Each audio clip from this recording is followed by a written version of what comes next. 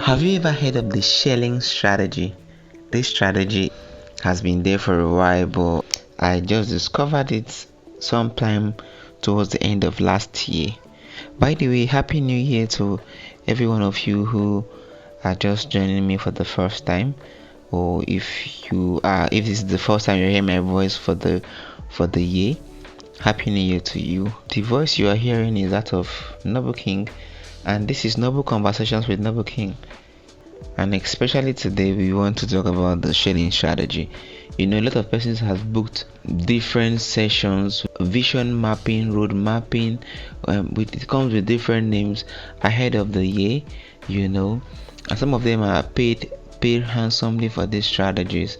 But well, I got you. If you are not ready or you don't have the resources to pay for a more advanced session, or however you could use this as an addendum to whatever strategies you have been exposed to for the year. I mean, there is nothing wrong with combining two different strategies, right?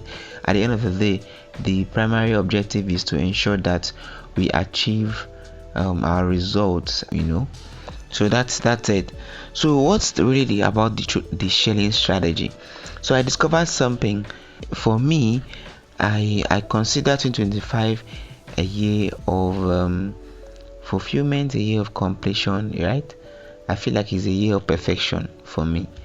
Alright. Putting up the work to ensure that the perfection that I have envisaged is a reality before the end of this year. Now, how do we go about this? The shelling strategy. It's a strategy that you adopt when you are hunting. Just let's say, for instance, you're a career person. Instead of applying for 1-2 jobs and complain that there is no job, you can go as hard as applying for 100 jobs. The idea about this shelling strategy is that instead of using a hook, line and sinker to fish, right, you go get a net and cast wide into the deep. And what this does is that increases your chances of getting the better outcome. No matter how big and heavy the harvest is, you can never compare a fisherman who fishes with a hook, line, sinker and somebody and the other one who fishes with a bigger boat or who fishes with bigger fishing equipment. The outcome is going to be always different. Now I want you to adopt this habit of a gambler. People often say gambling is not good, play it with moderation. There is a lot of things, but there's this character that I feel like the gamblers exhibit that we can adopt and employ in other useful areas of our lives.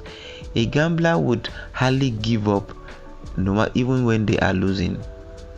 A gambler is going to play all their cards, and even if it means going broke or borrowing, to ensure that they keep on playing the game, because the belief is that they just need one lucky chance to hit it big, right?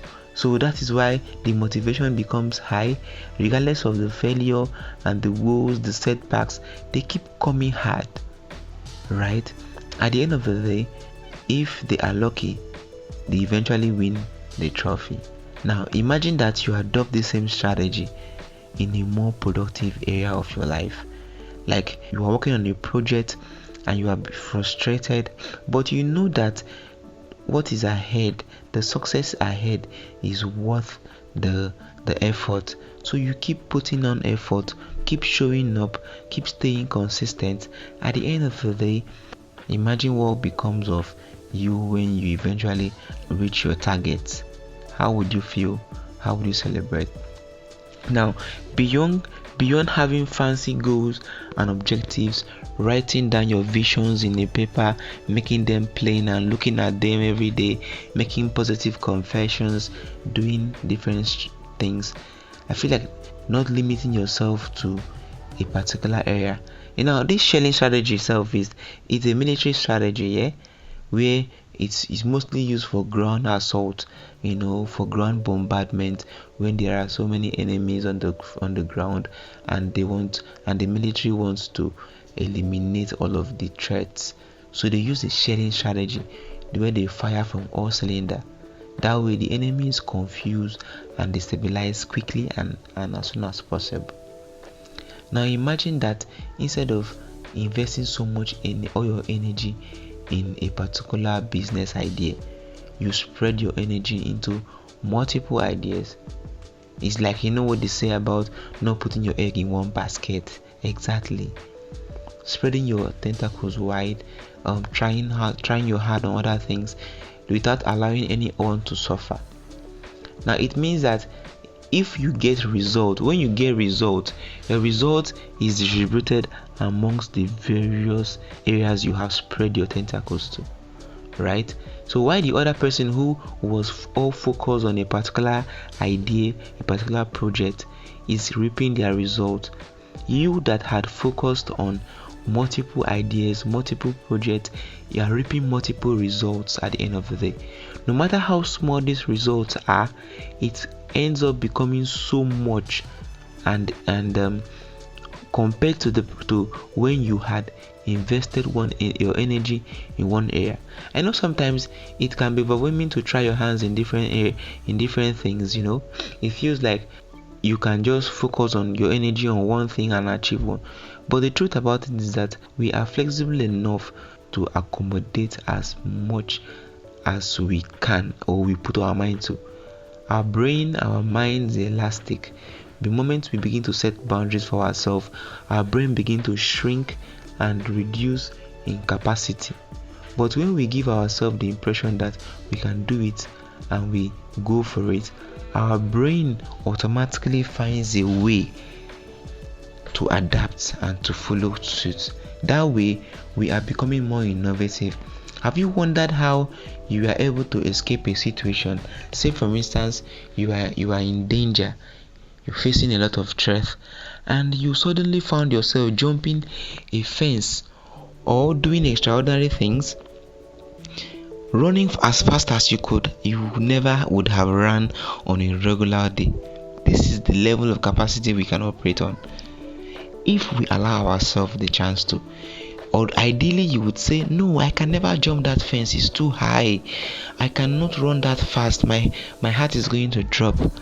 But in dire situations, in situations where you have nothing to do but to just do it, you find yourself doing exceptionally amazing things, and you wonder, how was I able to do all of this?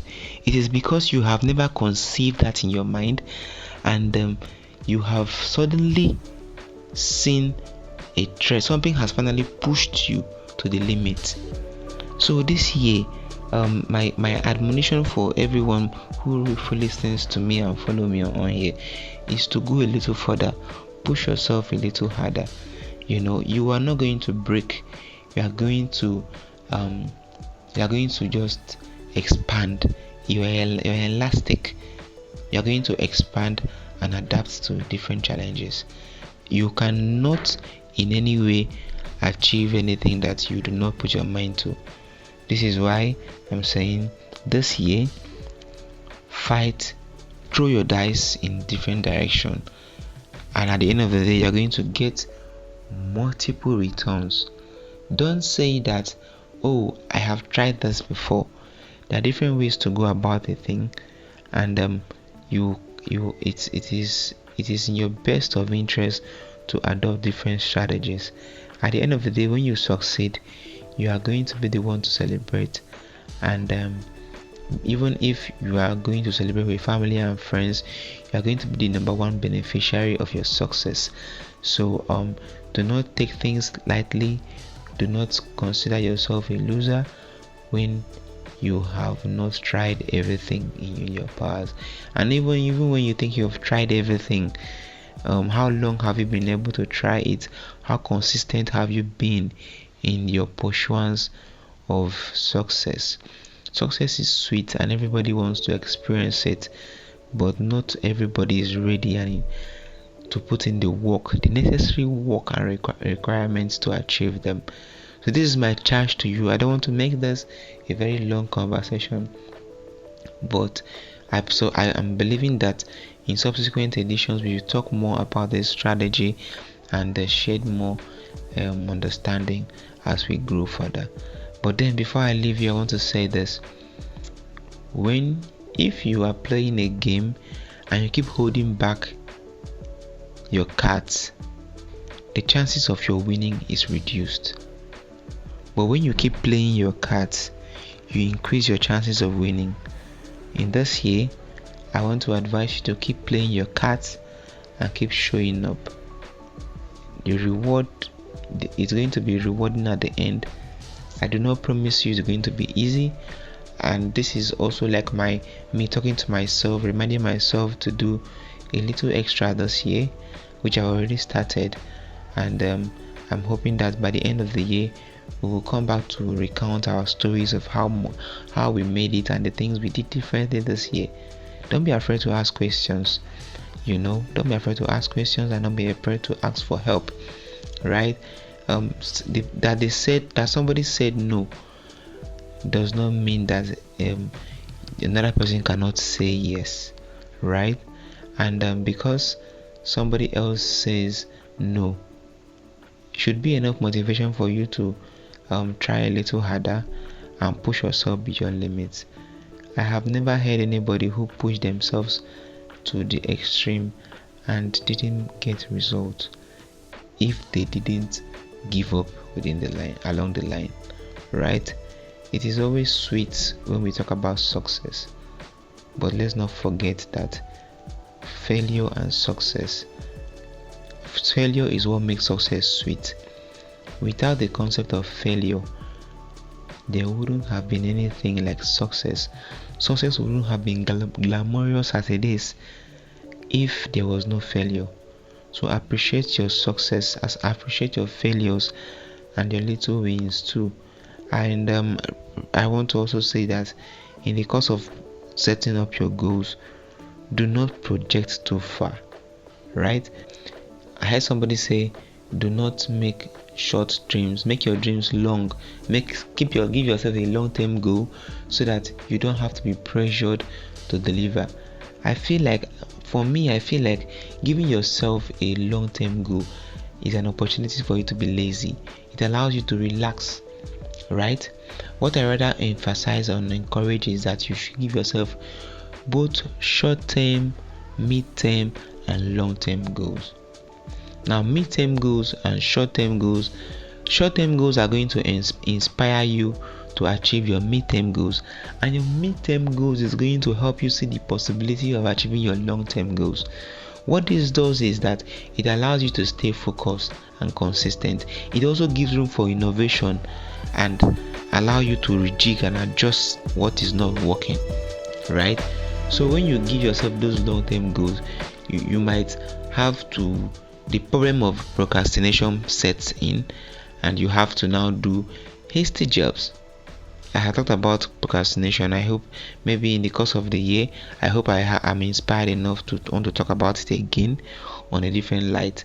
But then, do not give yourself room to procrastinate in the process of trying to give yourself soft landings. There are no soft landings anywhere, right? In the pursuance of your career, in the pursuance of your vision and achievement of success, there are no easy spots.